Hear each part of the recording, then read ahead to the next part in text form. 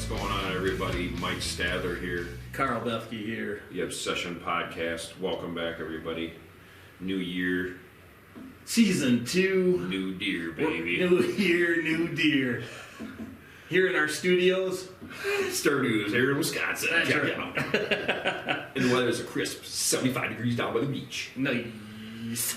So we got a question here today, Carl. Yeah, what you got? Is a micro food plot better than a mock scrape? Huh. Yeah, buddy. Yeah, that's a good one. Look at that. I guess you could be opinionated both ways, couldn't you? That is correct, you To be honest with you, just thinking about it right offhand, I think that one is easier to hunt than the other. can. True. The So, mock's easier to hunt. Mock is easier to hunt Yeah. because you're hunting movement. Where if any food plot, whether it be a micro plot or a kill plot, a lot of people like to call them kill plots, is a destination. Mhm. So they're going to spend some time there. Yep. And from what I've noticed about big bucks, they always seem to be there at the least opportunity or least opportune time for you. Right. You know what I'm saying? So they're either there when you get there, Yep. or they come in late and you can't shoot them and they just stay there. Or they wait till you're gone for 5 minutes. Well, there's that. Or they wait till you're down the bottom of the tree. They're Ever there. have that happen? Yes. yes. Only mostly. I think both are good. And I really think that comes down to the time of year. Yeah. I think, because we've heard a lot of people say how microplots don't work.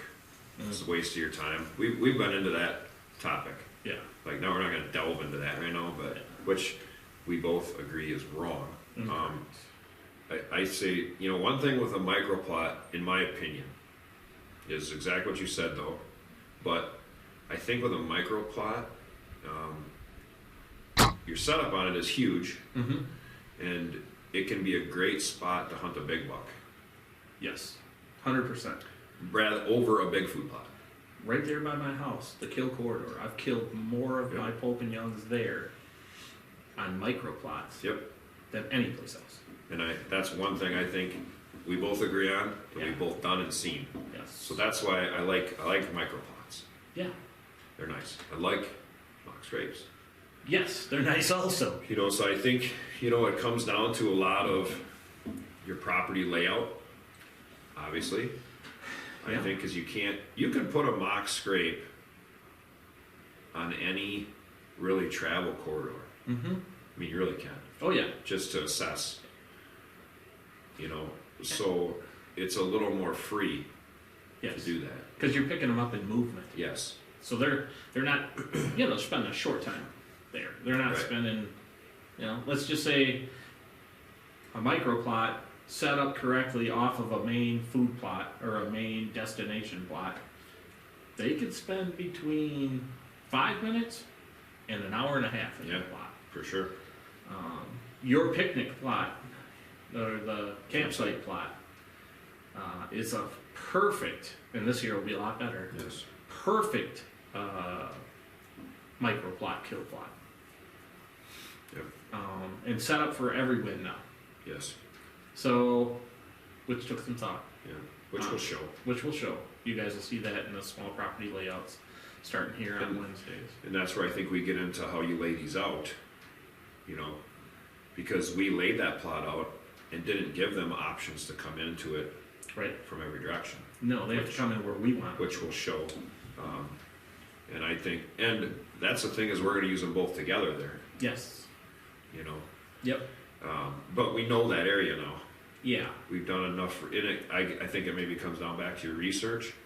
So I think a lot of, and I know that we both do this and have done this and continue to do this, we hang mocks with cameras, always with a camera. Yeah. And we just look, Right. because it's a spot that we think we can hunt.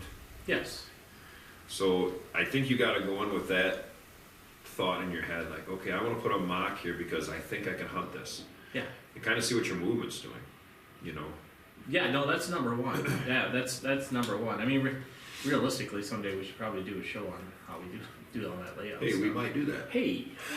So anyway, you know, that part of it being said there too is, and I'll throw this out. It's, you can do short span scouting, I guess is what I would call it, where, you know, like Mike's saying, he had established the campsite plot. This year we did nothing but make it better. And the reason we made it better is from what we learned over the last couple of years, education-wise, from what we were seeing on cameras. Yes. And this year we had a mock there. Yep. And we learned a lot. Yes. So you do have to research it, like you were saying. That's very important. Now, do we like one better than the other? My opinion, no. No. Both are very productive, but both actually have to be set up correctly. Yeah. You can't just throw, like you stated before, the mock scrape you put right there by where you killed your deer this year. Mm-hmm. I mean, you said basically all year that thing really never got hit. Yeah. That deer never walked by that mock. Right. I killed him 20 yards from it. Right. Never But he never walked by it. Not once. Because they weren't utilizing that spot. Yep, he wasn't. No. Well, the ones that walked by it really weren't hitting it anyway. No. They were just kind of. Nope. Mm-hmm. So it was huge intel. Right. You know, and now we know that's getting moved. Right. And we know the spot's good. Oh yeah. That we've established, so now we're making it better. Right. You know, and the same thing, you know, we're moving mocks here and your property. Yep. We're putting in a micro plot here Yes. because of what we know now. Right. But you know, which remember when you go in and do this, you can't just plop a plot anywhere. Yeah, it's not random. Never. It's never random. Yeah, you know, and a couple things you need obviously is you need the canopy open above it, especially if it's inside your woods or something like that. Right. It all goes back to your layout. Right. You know, how are your deer moving? You know, you put a plot in it and let her go in it. Oh yeah, I've seen that. I've seen that before. I did that over there at the kill corridor. That one plot way down in the corner. Every now and then I'd get a doe in there. Yeah, that was not much. Never killed a Great buck plot. in there. No. Oh yeah, beautiful. Looked plot. nice. Yeah. Good aerial. Deer never. I had a hell of a lot of rabbits, bro. Damn right. A lot of rabbits. Possum feather. Pope and young rabbits. Pope and young rabbit. Boone and Crockett. Yep. Pope and junk. Boone and Crockett. Yeah, you know it. But yeah, I mean, it wasn't productive to put it there. I thought it'd be a great deal, and ends up, I spent hundreds of dollars and hours of my time for absolutely nothing. So you do have to educate yourself on locations and things, and that's whether it be mock scrapes or whether it be microplots. And I think too we could go back to helping people with this. If you go back to obviously our mocks, like we say with cameras. Yep. Your stands, like we talk about all year, you're sitting in stands. Yes. So pay attention to what's going on. We've talked about it at your property. We talked about here again today about things that we've seen out of stands we set, which is going to help us maybe not necessarily move those stands, but make them better by doing things around them. Perfect example.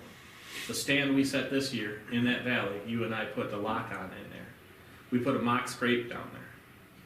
We're going to leave the stand in that area. Mm-hmm. And we're probably going to leave the mock scrape in that area. Yep.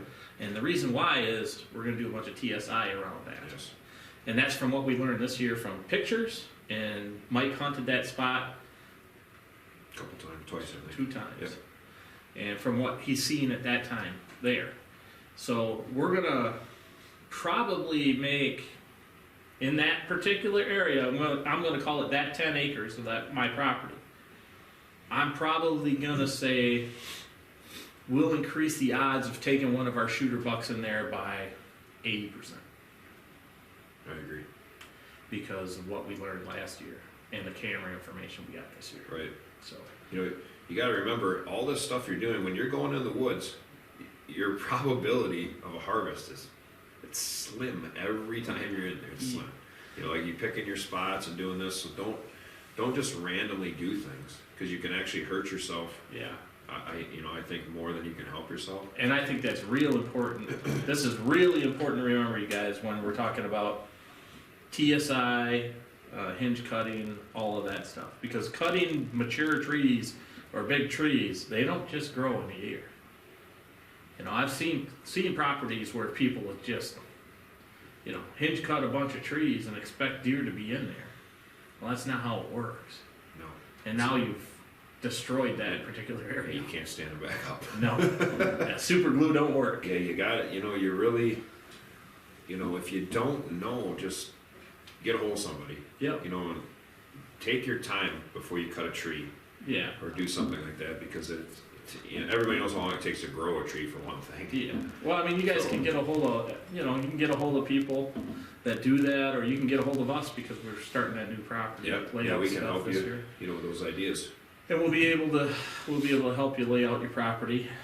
Obviously, there's a cost involved. Small property layout. Small property layouts, boys. But you know, I think they're both really good, and each one has its own place. And sometimes it's together. So something to remember. Hopefully that answered the question. Yeah, right. Yeah. It's a good question. Like Carl said, they're both great tools. Yes. I like to say, to use. So, and they're things that we've gotten more and more into Right. as the years go on. You know, so anything that can swing it in your favor, especially on small property, which is what we're all about. Right. So, yeah, assess, hang those mocks, put a camera on it. Don't put a mock up on a camera. Yeah. Never. See what's going on. Yeah. It'll help you decide at that point. You know, do I want to get a plot in here? Do I want to move this stand? Yep. Vice versa. Yep. I think that pretty much covers the whole. Yeah, bye. Thanks for listening to the Obsession, guys. We appreciate your time. If you want to listen to it on the podcast, we're on Apple, Spotify, iHeart, RSS.com. and Google Podcasts under the Obsession. Also, if you want to watch it here on YouTube, we appreciate you guys watching on YouTube. And you guys are listening to the podcast, feel free to check it out on YouTube at Rush Outdoors, Wisconsin. Go to where it says podcasts, and all of our podcasts over the last year, even half now, they've got to be close to 70 of them up there now. Check those out. Also, our small property layouts talks about all the property layouts that we had last year, and the animals we ended up taking. Our hunts are all on there. We appreciate you guys. Thanks for listening.